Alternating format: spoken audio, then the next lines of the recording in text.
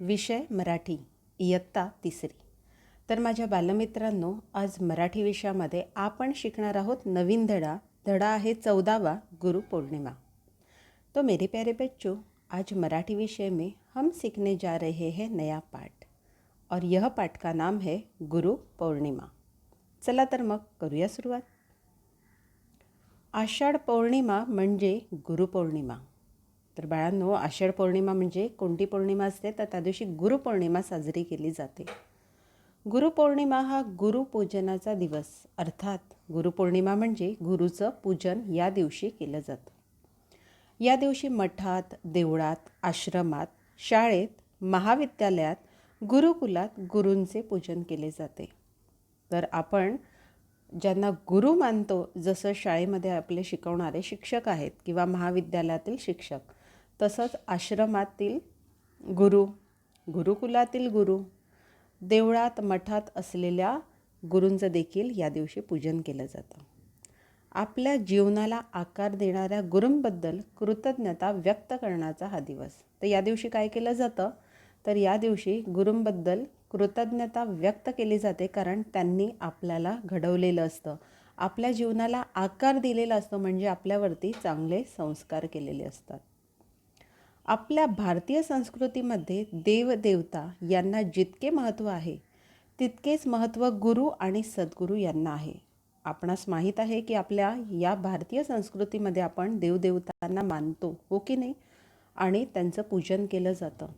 त्याचप्रमाणे बाळांनो, आपण आपले गुरु तसेच आपले सद्गुरू यांना देखील तितकंच महत्त्व आपण देतो। मानवी जीवनातल्या जडणघडणीमध्ये गुरूंचे स्थान हे अनन्यसाधारण आहे। तर मानवी जीवनामध्ये गुरूंचे स्थान हे अगदी महत्त्वाचं मानलं जातं। गुरूंमुळे आपल्या जीवनाला आकार मिळतो। मी तुम्हाला आधीच म्हटलेलं आहे की गुरूंमुळे काय होतं, आपल्यावरती चांगले संस्कार घडवले जातात आणि आपल्या जीवनाला चांगला आकार मिळतो। तो मेरे प्यारे बच्चों, आषाढ़ पूर्णिमा का अर्थ है गुरुपूर्णिमा। गुरुपूर्णिमा गुरुपूर्णिमा मतलब गुरु पूजन का दिन है। इन दिनों मठों, मंदिरों, आश्रम, पाठशालाओं में, कॉलेजों में, गुरुकुलों में गुरु की पूजा की जाती है। यह गुरु का आभार व्यक्त करने का दिन है, जिसने आपके जीवन को आकार दिया है। हमारी भारतीय संस्कृति में गुरु और सद्गुरु देवताओं के समान महत्वपूर्ण है। मानव के जीवन में गुरु का स्थान अद्वितीय है। गुरु हमारे जीवन को आकार देते हैं। तर माझ्या बालमित्रांनो, तुम्हाला हा पॅरेग्राफ किंवा हा परिच्छेद अगदी व्यवस्थित समजलेला आहे ना? चला पुढे जाऊया। नवजात जन्मलेल्या बालकाची प्रथम गुरु माता असते। म्हणजे लहान बाळाची गुरु कोण असते? तर त्याची माता म्हणजे त्याची आई असते। बाळ चालायला बोलायला लागले की त्याच्यावर संस्कार घडवतो तो पिता, आणि जेव्हा बाळ चालायला आणि बोलायला लागतं तर त्याच्यावरती संस्कार कोण घडवतं? तर पिता म्हणजे आपले वडील। शालेय जीवनात ज्ञान, कला, विज्ञान यांचे जे आपल्याला धडे देतात ते आपले शिक्षक शिक्षिका। आपण कोण आहोत, आपल्या जन्माचे कारण काय आहे याचे ज्ञान आपल्याला गुरूंमुळे मिळते। तर बाळांनो, जेव्हा आपण शाळेत शिकतो, हो की नाही, तर तेव्हा आपले गुरु कोण असतात? आपले शिक्षक, आपले शिक्षिका, जे आपल्याला धडे देतात। आपल्या जन्माचं कारण काय आहे याचं ज्ञान आपल्याला गुरूंमुळे मिळतं। अशा अनेक व्यक्तिमत्वामधून गुरूंचे महत्त्व कळते। तर पहा, जन्म झाल्यानंतर आई, त्याच्यानंतर चालायला बोलायला लागल्यावरती आपले वडील, शाळेत जायला लागल्यावरती आपल्याला ज्ञान देणारे असतात आपले गुरुजी, म्हणजे आपले शिक्षक शिक्षिका। पहा, असा हा प्रवास आहे। तर अशा अनेक व्यक्तिमत्वांमधून आपल्याला गुरूंचे महत्त्व कळते।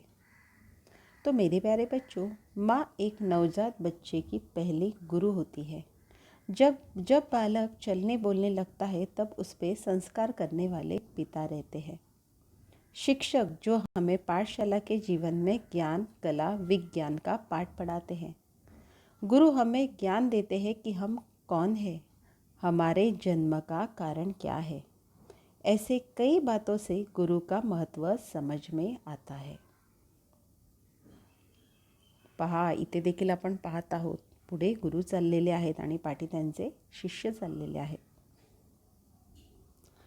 आपल्या शिष्याच्या नात्याला एक अनन्यसाधारण महत्त्व आहे. आपण कोणाचे तरी शिष्य आहोत या भावनेत एक कृतज्ञता वाटते. भारतीय गुरुपरंपरेत गुरु शिष्यांच्या जोड्या प्रसिद्ध आहेत. तर गुरु शिष्याच्या नात्याला नेहमीच एक अनन्यसाधारण महत्त्व राहिलेले आहे. आणि आपण कोणाचे तरी शिष्य आहोत या भावनेमध्येच आपल्याला किती कृतज्ञता वाटते, हो की नाही. आणि भारतीय गुरुपरंपरेत तर गुरु शिष्यांच्या जोड्या प्रसिद्ध आहेत. त्या जोड्या आता आपण पाहूया. याज्ञवल्क्य जनक, सांदीपनी कृष्ण सुदामा. तर ही आहेत गुरूंची आणि शिष्यांच्या जोड्या. विश्वामित्र हे देखील गुरु आहेत आणि राम लक्ष्मण हे त्यांचे शिष्य.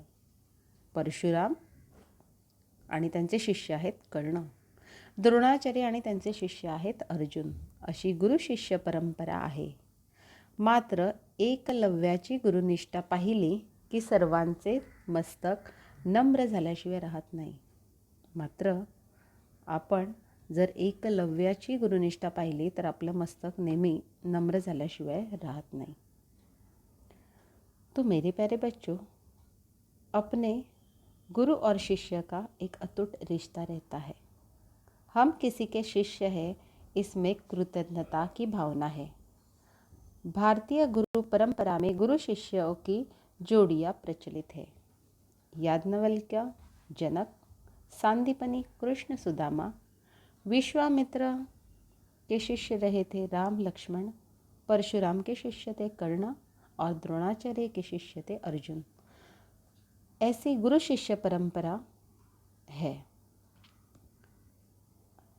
लेकिन एकलव्य की गुरुनिष्ठा देखकर हम नतमस्तक हो जाते हैं. भगवान श्रीकृष्णांनी गुरूंच्या घरी लाकडे वाहिली. संत ज्ञानेश्वरांनी वडील बंधू निवृत्तीनाथ यांनाच आपले गुरु मानले, तर संत नामदेव साक्षात विठ्ठलाशी भाष्य करीत असत. त्या नामदेवांचे गुरु होते विसोबा खेचर. भारतीय संस्कृतीत गुरुला नेहमीच पूजनीय मानले आहे. तर बाळांनो, बघा, अगदी साक्षात भगवान श्रीकृष्णांनी देखील त्यांच्या गुरूंच्या घरी लाकडे तोडून नेण्याचं देखील काम केलेलं आहे.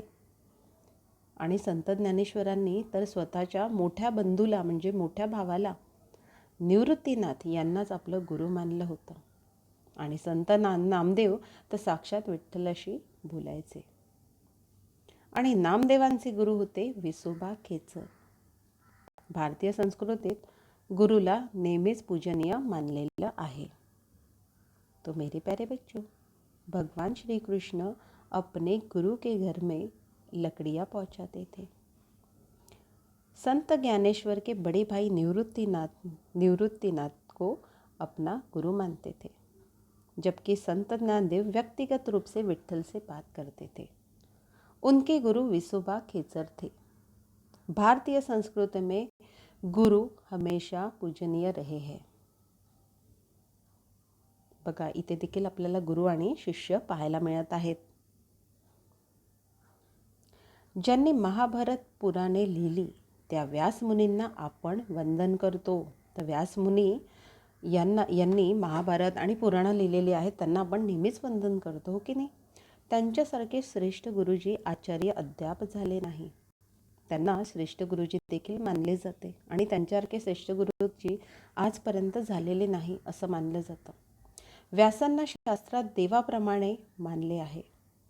एवढेच नव्हे तर महर्षी व्यास हे भारतीय संस्कृतीचे शिल्पकार आहेत. बघा, व्यासांबद्दलची महती आपल्याला इथून समजते की त्यांना शास्त्रामध्ये अगदी देवांप्रमाणे मानलेलं आहे. आणि एवढंच नसून त्यांना भारतीय संस्कृतीचे शिल्पकार मानलेलं आहे.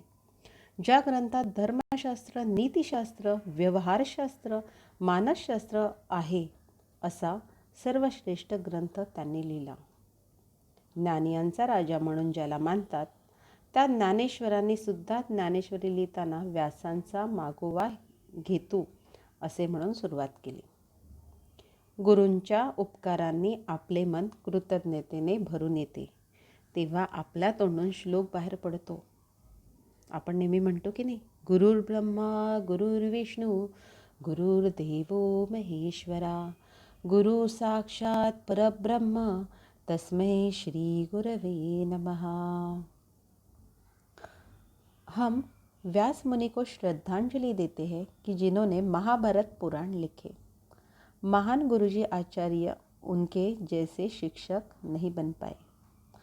शास्त्रों में व्यास को भगवान माना जाता है. उतना ही नहीं बल्कि उन्हें भारतीय संस्कृति का शिल्पकार माना जाता है.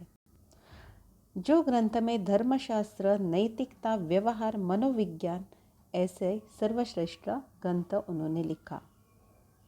ज्ञानेश्वर, जिन्हें ऋषियों का राजा माना जाता है, उन्होंने भी ज्ञानेश्वरी लिखते समय व्यासांचा मागोवा घेतो ऐसे कहकर लिखना प्रारंभ किया. गुरु की कृपा से हमारा मन कृतज्ञ हो जाता है और हम श्लोक बोलते हैं, गुरुर् ब्रह्मा गुरुर्विष्णु गुरुर्देवो महेश्वरा, गुरु साक्षात परब्रह्म तस्मै श्री गुरवे नमः. तर या पूर्ण धड्यातून बाळांनो, गुरुपौर्णिमा या पूर्ण धड्यातून गुरूंच्या महतीचं वर्णन आपल्याला कळतं. गुरु आपल्यावरती कसे संस्कार करतात आणि गुरु हे किती श्रेष्ठ आहेत, म्हणूनच आपण त्यांना आपले गुरु मानतो, हो की नाही. तर बाळांनो, अशा प्रकारे गुरुपौर्णिमा हा धडा आपला पूर्ण झालेला आहे. आता या धड्याखालील असलेले कठीण शब्द आपण समजून घेणार आहोत आणि लिहिणार आहोत. तर पहिला कठीण शब्द आहे आकार. आकार म्हणजे चांगली घडण, म्हणजे शेप. दुसरा शब्द आहे कृतज्ञता, म्हणजे उपकाराची जाण, ग्रॅटिट्यूड. तिसरा शब्द आहे संस्कार, म्हणजे चांगली शिकवण, रॅच्युअल. चौथा शब्द आहे पूजनीय, म्हणजे वंदनीय, रिस्पेक्टेबल. पुढचा शब्द आहे वंदन, म्हणजे नमस्कार, सॅल्यूट. पुढचा शब्द आहे बंधू, म्हणजे भाऊ, ब्रदर. पुढील शब्द आहे शिल्पकार, म्हणजे मूर्तिकार, स्कल्प्टर. आणि शेवटचा शब्द आहे श्लोक, म्हणजे देवाची केलेली प्रार्थना, आणि त्याला इंग्रजीमध्ये पण आपण म्हणणार आहोत श्लोक. तर माझ्या बालमित्रांनो, अशा प्रकारे गुरुपौर्णिमा हा धडा आपला पूर्ण झालेला आहे आणि आपण पुन्हा परत भेटणार आहोत आपल्या मराठीच्या पुढच्या सेशनमध्ये. तोपर्यंत धन्यवाद.